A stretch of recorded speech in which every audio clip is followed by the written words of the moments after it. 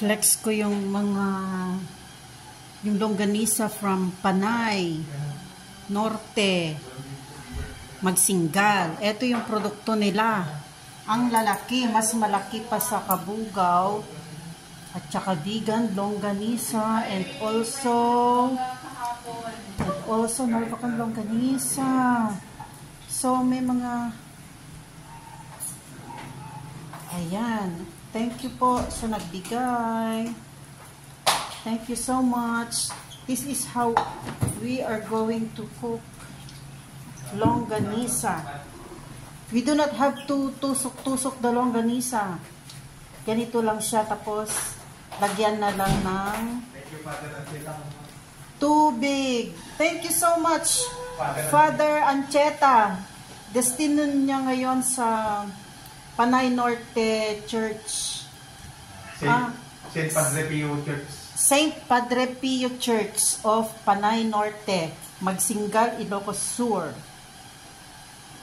So, alam nyo guys, nandun yung relics. May relics doon si Padre Pio. Si Saint Padre Pio. Ang lalaki, no? Lagyan natin ng tubig.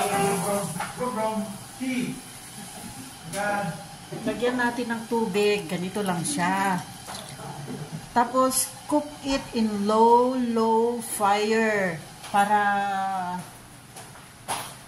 manuot yung apoy, manuot yung mantika, maluto ng dahan-dahan. Wag high fire, ha?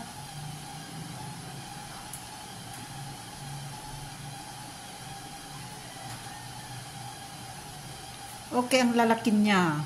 Siguro 1, 2, more than 3 inches.